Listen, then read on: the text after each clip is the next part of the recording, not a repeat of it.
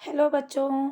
आज हम class 8th की स्टोरी लाख की चूड़ियाँ पढ़ेंगे।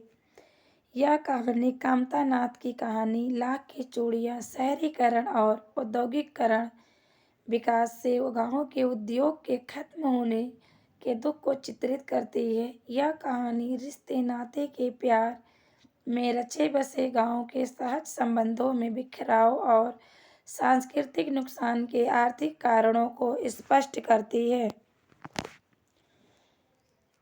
सारे गांव में बदलू मुझसे सबसे अच्छा आदमी लगता था, क्योंकि वह मुझे सुंदर सुंदर लाख की गोलियां बनाकर देता था। मुझे अपने मामा के गांव जाने का सबसे बड़ा चाव यही था कि जब मैं वहां से लौटता था तो मेरे पास ढेर सारी गोलियां होती, रंग बिरंगी गोलियां जो किसी भी बच्चे का मन मोह ले। लेखक अपने बारे में बताता है कि जब छोटे छोटे बच्चे बदलू यानी उनके मामा जो उन्हें सबसे अच्छे लगते थे, वे उन्हें वह सुंदर सुंदर लाख की गोलियां बनाकर खेलने के लिए देता था। लेखक इसमें कहता है कि अपने मामा के गांव जाने की सबसे ज़्यादा खुशी यही थी, जब छुट्टियां खत्म हो जाने के बाद वह अपने घर लौटते हैं तो उनके पास बहुत सारी लाख की रंग बिरंगी गोलियां हुआ करती थीं। जो रंग बिरंगी गोलियां जिन्हें देखकर बच्चों का मन उनकी तरफ आकर्षित हो जाए। वैसे तो मेरे मामा के गांव का होने के कारण मुझे बदलू को बदलू मामा कहना चाहिए था, परंतु मैं उसे बदलू मामा न कहकर बदलू काका कहा करता था, जैसे कि गांव के सभी बच्चे उसे कहा करते थे।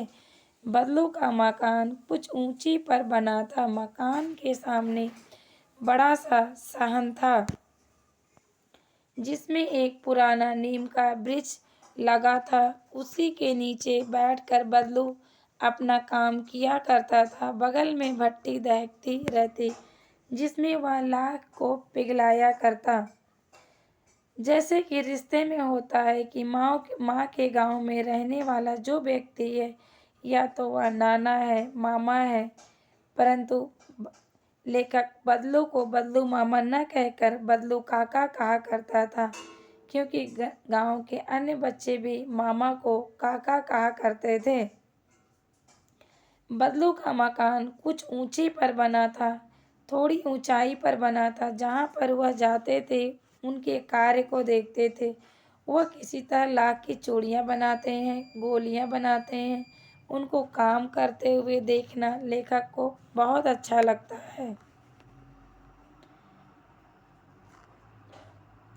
सामने एक लकड़ी की चौखट पड़ी रहती, जिस पर लाख के मुलायम होने पर उसे सलाख के समान पतला करके चूड़ी का आकार देता। पास में 4-6 विभिन्न आकार की बेलन नुमा मुंगेरियां रखी रहती, जो आगे से कुछ पतली और पीछे से मोटी होती। लाख की चूड़ी का आकार देखकर वह उन्हें मुंगेरियों पर चढ़ाकर गोल और चिकना बनाता। तब एक एक कर पूरे हाथ की चूड़ियां बना चुकने के पश्चात वह उन पर रंग करता। बदलू यह कार्य सदा ही एक मचिए पर बैठकर किया करता था, जो बहुत ही पुरानी थी। बगल में ही उसका हुक्का रहता, जिसे वह बीच बीच में पीता रहता। गांव में मेरा दोपहर का समय अधिकतर बदलू के पास बीतता। वह मुझसे लल्ला कहा करता और मेरे पहुंचते ही मेरे लिए तुरंत एक मछियाँ मंगा देता। मैं घंटों बैठे बैठे उसे इसी प्रकार चूड़ियाँ बनाते देखता रहता। लगभग रोज ही वह 4-6 जोड़े चूड़ियाँ बनाता। पूरा जोड़ा बना लेने पर वह उसे बेलन पर चढ़ाकर कुछ क्षण चुपचाप देखता रहता, मानो वह बेलन न होकर किसी नववधू की कलाई हो।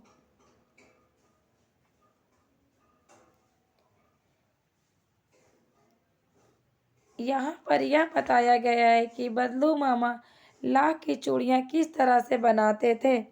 एक चौखट होती, तेज लकड़ी का चौकोर टुकड़ा होता था, जिस पर वह लाख को आग में सुलगाकर मुलायम कर देते थे और एक धातु की छड़ के समान पतला करके उसे चूड़ी का आकार दे देते थे। पास में 4-6 अलग-अलग तरह की गोल लकड़ी होती थी, जिसकी सहायता से वह मोटी और पतली तरह की चूड़ियाँ बनाई जा सकती थीं। उस समय और कई औरतें इसी प्रकार की चूड़ियाँ पहनना पसंद करती थीं। इसी कारण से बदलू मामा चूड़ियाँ बनाया करते थे। बदलू मनिहार था। चूड़ियाँ बनाना उसका पैतृक पेशा था और वास्तव में वह बहुत ही सुंदर चूड़ियाँ बनाता था। उसकी बनाई हुई चूड़ियों की खपत भी बहुत थी। उस गांव में तो सभी स्त्रियां उसकी बनाई हुई चूड़ियाँ पहनती ही थीं। आसपास के गांवों के लोग भी उसे चूड़ियाँ ले जाते थे, परंतु वह कभी भी चूड़ियों को पैसों से बेचता न था। उसका अभी तक वस्तु विनिमय का तरीका था और लोग अनाज के बदले उससे चूड़ियाँ ले जाते थे। बदलू स्वभाव से बहुत सीधा था। मैंने कभी भी उसे किसी से झगड़ते नहीं देखा। हाँ, शादी विवाह के अवसरों पर वह अवश्य जिद पकड़ जाता था। जीवन भर चाहे कोई उसे मुफ्त चूड़ियाँ ले जाए, परंतु वह विवाह के अवसर पर सारी कसर निकाल लेता था। आखिर सुहाग के जोड़े का महत्व ही होता है। मुझे याद है मेरे मामा के यहाँ किसी लड़की के विवाह पर जरा से किसी बात पर बिगड़ गया था, फिर उसको मनाने में लोहे लग गए थे। विवाह में इसी जोड़े का मूल्य इतना बढ़ जाता था कि उसके लिए उसकी घरवाली को सारे वस्त्र मिलते, ढेरों अनाज मिलता, उसको अपने लिए पगड़ी मिलती और रुपए जो मिलते सो अलग।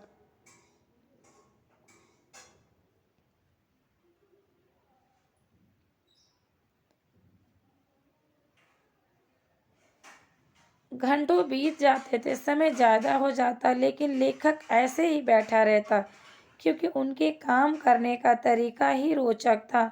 वह कभी लाख पिघलाते, फिर मुंगेर पर उस लाख को चढ़ाकर एक नया आकार दे देते, रंग बिरंगी चूड़ियाँ बनाते। इस तरह वह लगभग दिन भर में 4-6 चूड़ियाँ बनाते थे।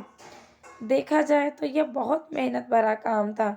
पूरा जोड़ा तैयार हो जाने पर वह बेलन पर चढ़ाकर कुछ पल के लिए चुपचाप उसे देखते रहते। जब बदलू मामा अपने काम को देखते कि चूड़ी का सही आकार बना है या नहीं, तो प्रसन्न होते, मानो वह बेलन न होकर किसी नई दुल्हन की कलाई हो, अर्थात छड़ पर चढ़ी चूड़ियों को इस तरह से निहारते थे जैसे किसी नई दुल्हन की कलाई हो।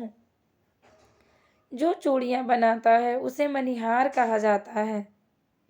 जैसे बदलू मामा का काम था चूड़ी बनाना, पैतृक यानी पिता संबंधी अर्थात जो बदलू मामा के पिता थे या दादा थे, वह भी चूड़ियाँ बनाने का काम करते थे। यह उनका राजी